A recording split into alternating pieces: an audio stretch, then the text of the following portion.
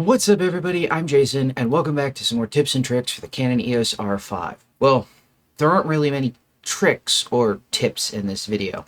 In fact, this video has spiraled massively out of control and into a tale of woe that will make people that hate Canon rejoice and delight, and the people that use Canon groan. So what I'm covering in this video was supposed to be what I was supposed to cover in this video, I should say, was the final part of my Wi-Fi setup tips and tricks video where I was going to talk about FTP. And as I started digging into FTP, I ran into some issues. Quite a lot of issues, as it ended up being. So before I get into the whole tale of woe and this whole story, I have to start with the usual disclaimer. So what I'm covering in this video is a software feature found in Canon's EOS Photo OS camera operating system, and as such it's available on many other high and mid and high end cameras such as the EOS R6 and R3. In fact, even things like the 1D or the 1DX. However, I own and use the EOS R5, and that's what I've used for all of the testing and all of the demonstrations in this video. Now, moreover, this whole process of testing this and trying to get this set up to demonstrate has uncovered some significant issues. Now, I'm not sure if these issues are bugs or deliberate design decisions, but they are issues nonetheless that impose limitations and problems that exist, and they exist in the network stack and the cryptographic implementation on the R5. Consequently, where I'd usually just say if you use a different model, your camera may perform differently. Well, because this is a software feature and it's a firmware related thing, even using a different firmware version could perform differently from what I'm going to be showing or talking about in this video. Now, if things had gone according to plan, this video would purely be talking about camera settings. It would be maybe 20-25 minutes long, and we would be moving on with talking about other stuff related to the camera. Unfortunately, that is not what happened. And instead of trying to cram all of that into an hour-plus long video, I have decided to break what would have been one video on FTP for the camera into a series of videos so that I can try to keep them manageable in size. That said, there's a lot for me to cover here, especially in the problems. This video will probably be pretty long.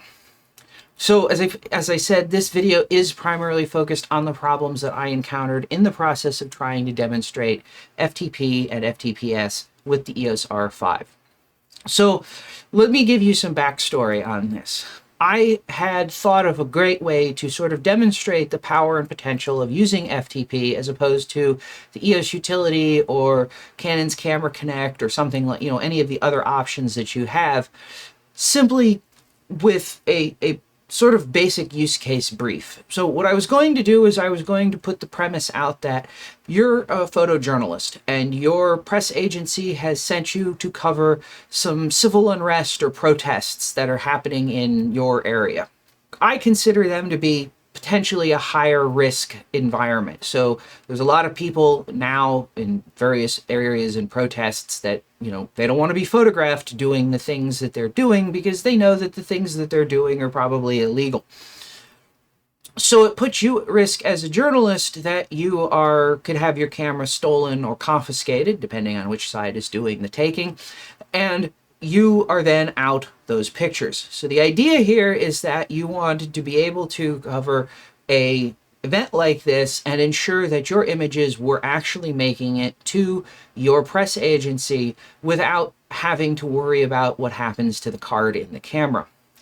And of course, in theory, this is all completely possible to do with the camera. So the camera supports FTP.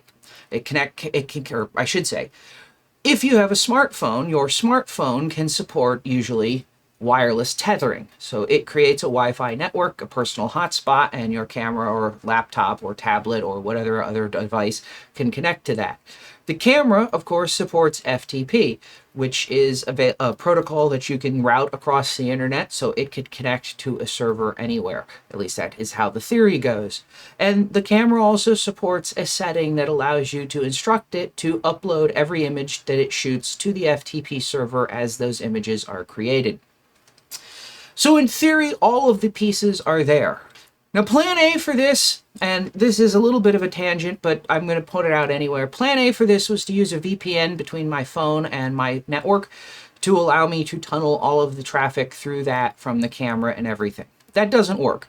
It's not Canon's fault it doesn't work. This is a limitation that the cellular companies have put on tethering so that they can make tethering a separate billable item from your phone's internal data.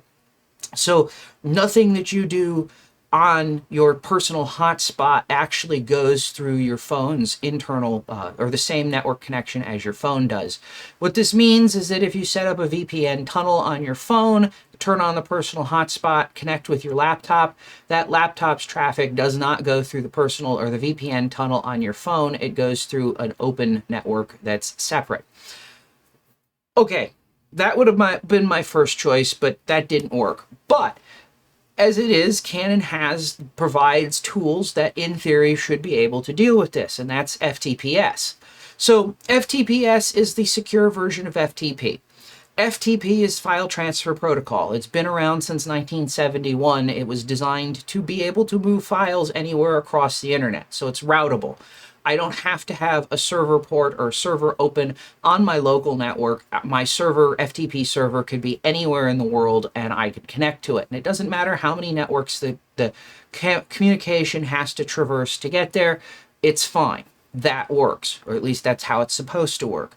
Now, FTPS takes this a step further and encrypts it. In fact, it encrypts it using the same encryption technology that HTTPS or the secure web internet or the secure websites use. So every website you go to that you see a little lock in your address bar, the encryption that's driving that is also the encryption that's behind FTPS. As an aside, and a plus to Canon, I guess, the encryption that is supported on the camera is not actually horrible. It uses TLS 1.2, which is still current. In fact, something like 50% of websites are still using TLS 1.2, even though it's been superseded by TLS 1.3 at this point. And the key exchange and ciphers that it supports are also both reasonable and reasonably secure. The third point of FTPS is it's supported natively in the camera. So I don't need to have software running on my phone. I don't need to have anything else. I can have a phone in my pocket or backpack or whatever where it's out of sight, nobody can see it, and the camera is the only thing that has to be running to make all of this work. At least that's the theory. Except the reality is that it doesn't work. And this is where we start going down the rabbit hole that was this whole entire process. So of course, the first thing that I start asking with all of this is there something wrong with my setup? I don't normally run FTP servers. I was using server software that I wasn't intimately familiar with in the first place. So, there's always the possibility that maybe I set something up wrong and it was my fault, not the camera's. So I started off with the usual troubleshooting steps. Tried running the server on a local network. In fact, I did this before I even tried doing the remote stuff. And the camera could connect to it fine. No problems. FTPS worked, FTP worked, everything worked fine. I also could connect to the server from a desktop or a standalone network, a FTP client. I used FileZilla on my Windows desktop, and that worked fine as well. So I shifted everything back to the remote server, basically the exact same configuration, just changing the necessary IP addresses. And all of a sudden, going back through the tests, FileZilla worked fine. Every FTP client that I tried that ran on a normal computer, no problems. Camera wouldn't connect at all. So that started me down, as I said, a massive rabbit hole with this. So the first thing I looked at was to see if the camera had a default gateway. The default gateway is an address on your network that allows computers on your network to communicate to computers outside your network. Normally it's your cable modem or DSL modem or fiber modem or whatever you use that your ISP has provided you. That's your default gateway. So what happens is that any time you go to connect to something that's outside of your network, so Amazon or whatever, your computer says, well, that address isn't on this network. I send it to the default gateway. And then the default gateway says, this goes this way. And it sends it out to where it needs to go to the next place. So it gets routed to the right place across the internet. So the camera did have a default gateway set. Now, Canon doesn't make this easy to sort of troubleshoot. For starters, network and service setup on Canon's cameras are combined. I cannot put the camera, so if you think about like when you get a new smartphone or a new laptop or a new smartwatch or tablet or whatever, new smart TV, whatever. You bring it home, you put it on, you fire it up, and one of the first things it asks you for is your Wi-Fi network name and password. So you log it onto your Wi-Fi network. Well, now it's on your Wi-Fi network. It has an address. It can sit there and do nothing. It doesn't have to necessarily set up services to talk to other things. Simultaneously, if you fire up the YouTube app on your phone or your email on your phone, it doesn't ask you every time you do that to log into a wireless network because they're separate services. So the network things and the service things should really be separate. On Canon cameras, as we've seen in previous videos, the service side of things both of these things are combined into one process.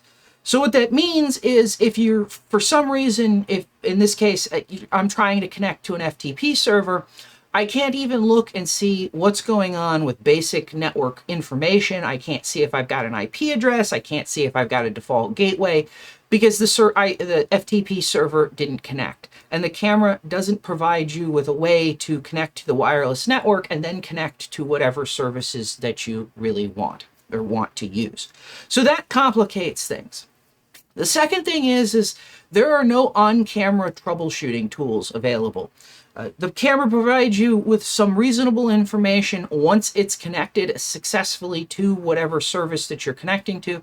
It provides you with some reasonable information about what IP addresses it has, what the default gateway is, that kind of thing. But it doesn't provide you with the ability to, say, ping a remote server to see if that server is actually responding or to see if it can actually connect to that server. Now, I'm not suggesting that Canon or any other camera manufacturer, because as far as I know, no camera manufacturer provides a full suite of network diagnostic tools in their cameras, should go and add a full suite of network diagnostic tools to their cameras. But it would be nice to have at a minimum functionality of just being able to ping a remote server that you're trying to connect to ensure that the camera is actually communicating it when things go wrong. The third problem that compounds all of this is Canon doesn't provide comprehensive or complex error messages. They just give you an error code. So error 41 could not connect to FTP server became essentially the bane of my existence for the 4 days that I spent working on this. I would get that error for all kinds of reasons. If you go in the back of the manual and you look it up, the error, there's everything from the server doesn't work to your internet isn't connected to your camera isn't connected properly to the wireless network is possible causes of this error. So it's a very comprehensive error that sort of boils down to it can't communicate with something, but you can get it for a whole host of reasons. So I did what I guess I would do. I couldn't figure out what was going on. I couldn't see anything going on with the server logs. The camera just wasn't connected. So I took the thermonuclear approach. I broke out TCP dump and started doing packet analysis. Now, I don't expect most photographers to have gotten into packet analysis or anything like that. If you're a network professional, this is all going to be like super basic stuff for you. But for most people, this is like far beyond what they should ever have to do to make things work. So to put some context to all of this, to kind of explain what's going on, everything in computers is built on layers of abstraction. So FTP, the file transfer protocol that the camera uses, or for example, FTPS. FTPS is FTP built on top of the secure socket layer, or TLS, transport layer security encryption, that sits on top of even lower network network protocols, specifically a protocol called TCP, which is the Transmission Control Protocol, which sits on even lower, more fundamental stuff that we don't need to worry about. Now, TCP is a protocol that's designed to be connection-oriented and reliable. So what this means, and this goes hand in hand, is before anything happens at a higher level, before your website is, you start negotiating the encryption to get information for the web from a website or to connect to an FTP server or whatever, the computers that are talking have to establish a two-way communication process to synchronize what is going on, how things are supposed to be set up. Now, this whole process exists because of the second part, which is I said that the protocol is reliable, which means basically packets, the fundamental bit of information that gets moved around on the internet or on networks, they may disappear. We've all heard the stories, especially if you've done any work in IT, of a backhoe operator digging up a parking lot and cutting a fiber line and knocking out internet to an entire office park or an entire neighborhood or something like that. Well, the internet as a whole is not designed to just have, oh, there's one wire that connects from your place to the next place. The internet as a whole is a mesh, it's an entire web, and traffic can route all the way around it so that, and it was designed this way so that if a router or a cable was severed, the traffic could seamlessly move to a different router and different cables. For all of this to work, this handshake that happens when TCP starts up, there has to be a mechanism in the protocol for the computers to identify what packets they've sent, the order in which the packets are sent, and whether or not a packet has been received. And that's what's set up in this handshake process that starts every TCP connection. So the TCP handshake process is actually pretty simple. Your initiating device, in this case, I'm going to call it my camera because that's what I'm using in this, that's what I initiated the connection with, sends to the receiving device. In this case, I'm going to call it the FTP server because that's what it is in this case. A packet that has a special flag or special meaning that is a synchronization packet. It's often abbreviated SYN. Most professionals, network professionals, will call it a SYN packet. I don't know why they didn't call it a sync packet, because that's actually what it is a synchronization packet, but whatever. Anyway, that packet goes to the server. The server receives that packet, starts doing what it has to do internally to set up the connection, and it sends back to the initiator, the camera in this case, a synchronization acknowledgement packet. So that packet tells the camera or the initiator that, hey, I'm setting this up. I think this is how it's going to be. Is this right with you? And the initiating device sends back to the server an acknowledgement packet or an ACK packet that says we're good to go. And at that point, the two computers have established this TCP connection, and the higher level network stuff can start happening. So that the computer could start, the camera could start asking for what kind of encryption can you support, or I need an encrypted connection, this is the encryptions that I support, etc. So what happens with the R5? Well, the camera actually sends a synchronization packet, and it sends it to the right address on an off-network device. So I could watch in the packet logs or packet capture, I could watch that synchronization packet start from my camera, go through my router, get routed to the server. I could see that the server could generate a synchronization acknowledgement packet and send that back through the router back to what should have been to the camera. Not very long after that, the server would start retransmitting packets. Now, as I said, this is part of the whole thing with protocol.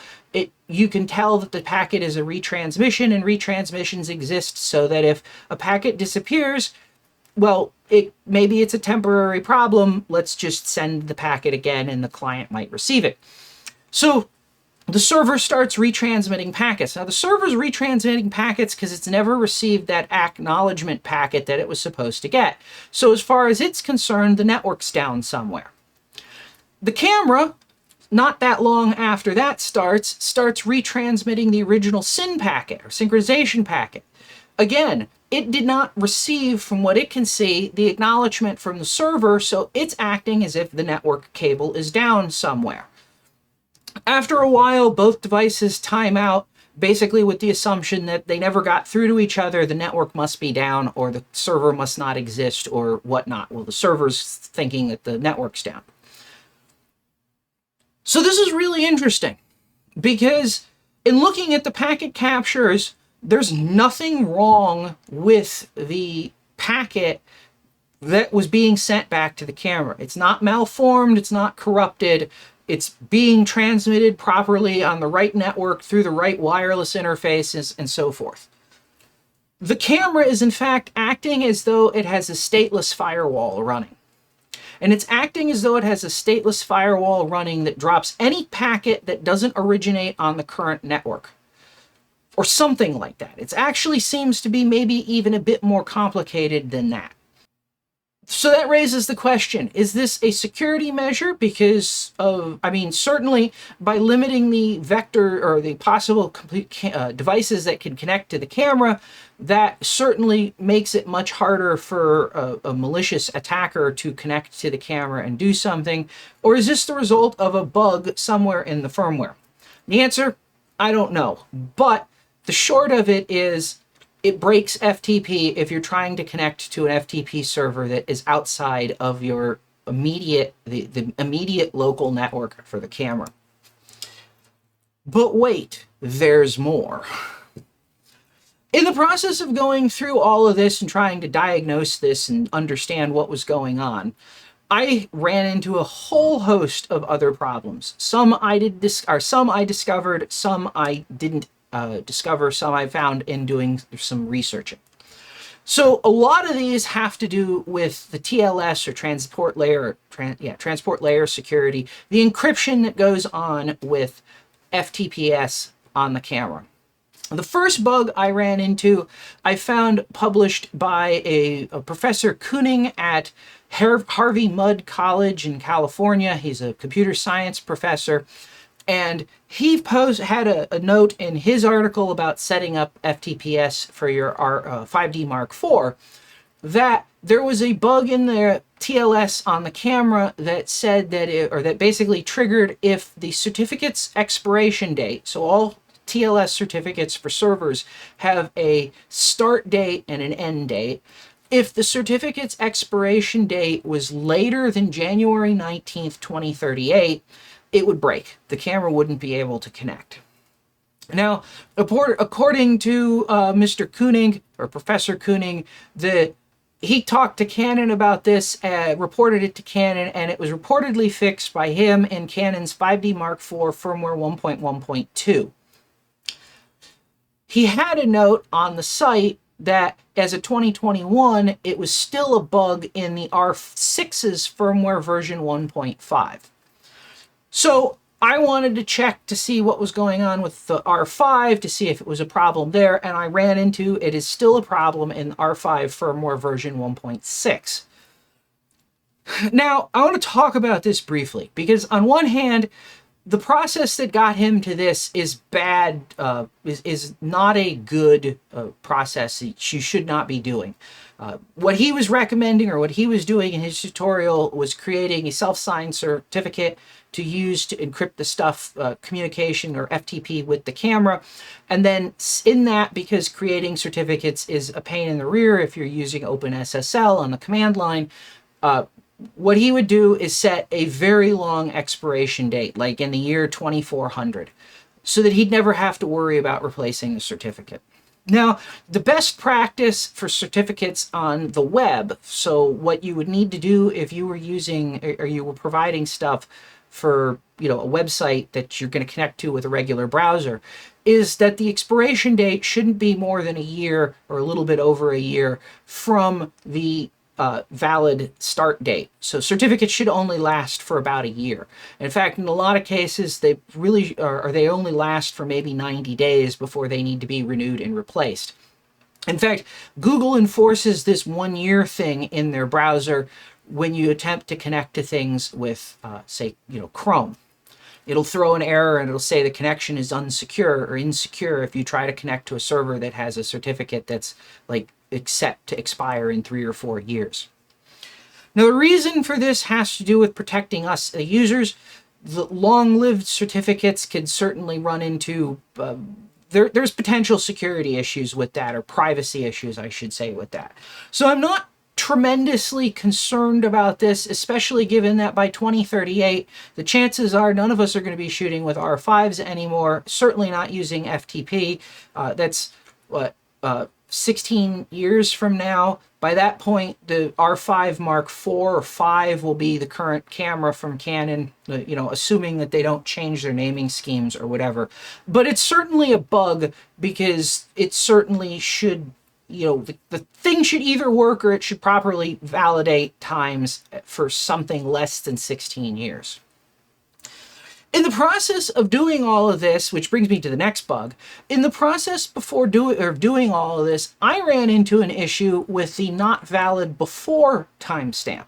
So as I said, there's a end timestamp or an expiration date for certificates. There's also a timestamp that says this is when the certificate becomes valid. So generally, when I create a certificate for security stuff or whatever, it becomes valid at the time that I create it. That's what the timestamp is set for. Now, something in the camera is calculating a date incorrectly. So certificates are typically, in my understanding, always going to have times in GMT. My local time is Eastern Daylight Time, so I'm 5 hours behind or ahead or whatever it is. I'm 5 hours off from GMT. When I would create a certificate with a valid start time of now, put it on the camera, and then attempt to connect to, or put it on the server, and then attempt to connect to the server from the camera, it wouldn't work. I'd get an error. I found this out as I was struggling in the very part of this to get TLS working. It was late. I said, to heck with it, went to bed, got up the next morning, fired it up again, expecting to have to troubleshoot all kinds of crazy stuff, and it worked just fine. So it appears that there is a bug in the validation of the times for the camera where it is not correctly making time zone calculations, so that after, a certificate that was valid now appears invalid to the camera because the camera seeing that as being in the future, essentially. At least that seems to be what the case is. The reason I mention this, this again is something that Canon absolutely should fix. I'm not strictly seeing any security implications to this from any reasonable perspective, but the reason I'm mentioning this is if you do happen to end up setting up security certificates and you want them to work immediately, you need to set the start date like a day early from when you're actually generating the certificate. So backdate them a day. Now, in this whole process, I started digging around, which is probably never a good thing, but whatever. One of the things that I ran into, and I'm not sure I want to call this a security issue, it's not necessarily a vulnerability in the camera, but it is certainly something that exposes you, the user, to potential man-in-the-middle attacks or not necessarily having as secure of a connection as possible, is that the camera doesn't also validate subject alternate names. So there's a part in a security certificate that tells the connecting device what IP address or DNS name that certificate was issued to and should be used by. And if you're connecting to, say, a secure website with your computer and the certificate was issued to a different domain, it will cause an error to show up on your screen that says that this certificate doesn't match the site that you're connecting to. That's your computer validating that, it knows it connected to youtube.com or whatever, and it knows that the certificate that it got is for some other site. At a minimum, your browser warns you that this is possibly a bad thing and that something may be compromised or somebody may be man in the middle attacking you, and you maybe shouldn't go, click continue to go to that site. The R5 Canon doesn't check this in the camera.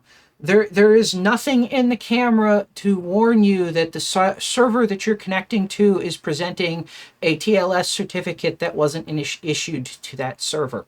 Which means that this whole process that I was talking about of connecting through HTTP or FTPS to your press agency, etc., could potentially be subject to man-in-the-middle attacks, where you're presented with a certificate that it looks encrypted to you because the camera isn't actually telling you all the information you need to make a knowledgeable decision about what, or an informed decision about what you're actually connecting to. Which brings me to the last thing to comment about in this, which is sort of a general design failing in the way that Canon has implemented the security stuff. They don't provide enough information.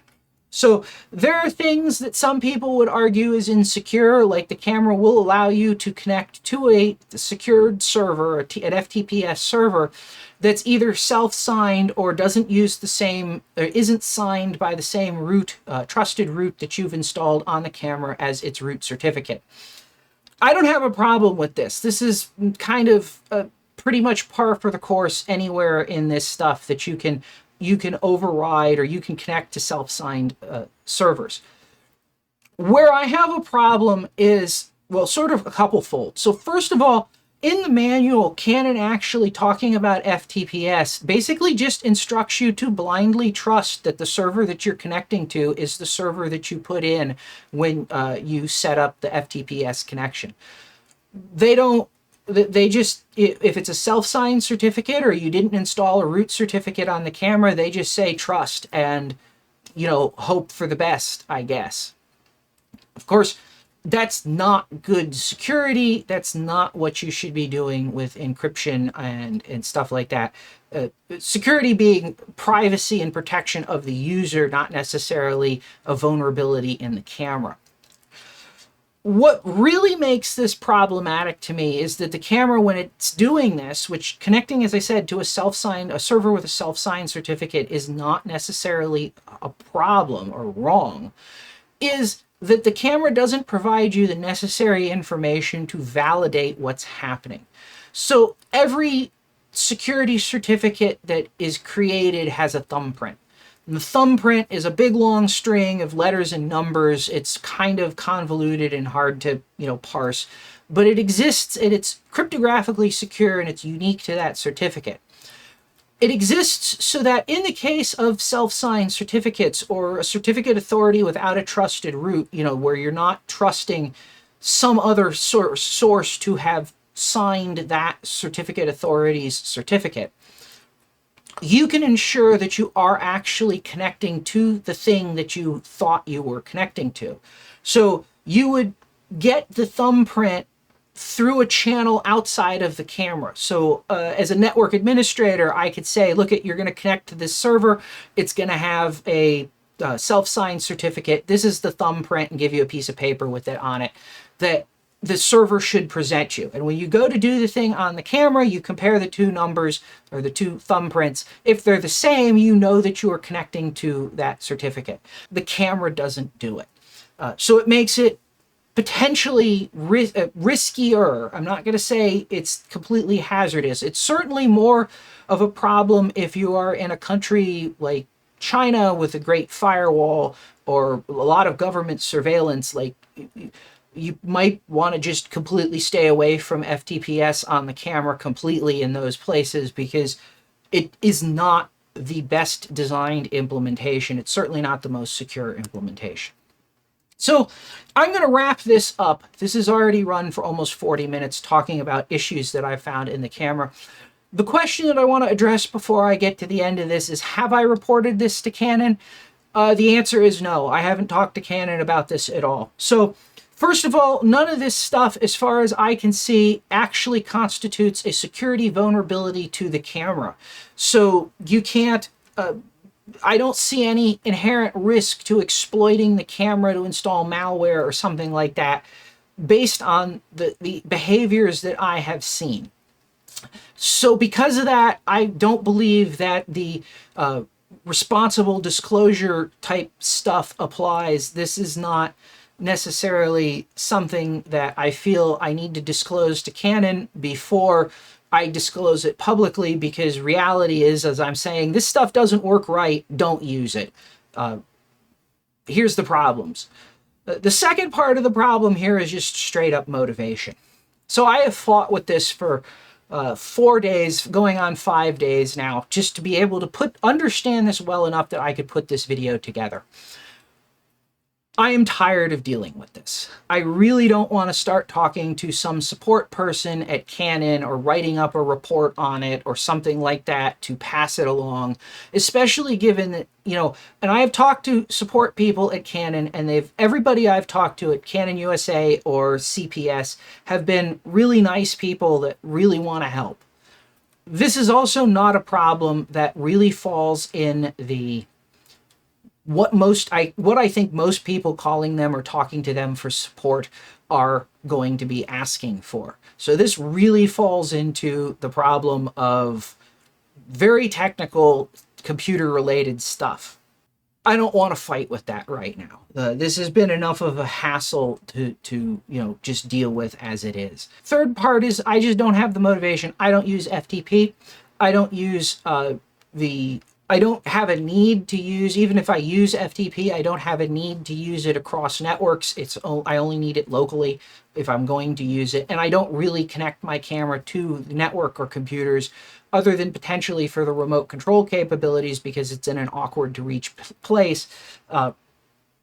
So this isn't something that's breaking a workflow for me, which, I mean, I'm sure we can all appreciate. If it's not something that breaks something for me, and I'm going to have to jump through hoops to do something about it, it makes it really hard to want to jump through those hoops. So I have not talked to Canon about this. I don't have an official position from Canon about this. This is just what I have found in the last couple of days, trying to get a demonstration that I wanted to work and not finding that it doesn't actually work. Will I talk to Canon about this in the future? It's certainly possible, but I'm not sure if it's not really high on my list of priorities. So with that said, as I said, I'm going to wrap this up here. If you've made it this far, thanks for watching. I know this was a technical, non-camera specific video. Got into a lot of stuff on networking that's probably not into everybody's or up everybody's sleeves. So if you did make it this far, again, thank you very much for watching. If this kind of thing seems like it might be your kind of thing, please consider subscribing if you're not subscribed already. And as always, thanks for watching, and I'll see you next time.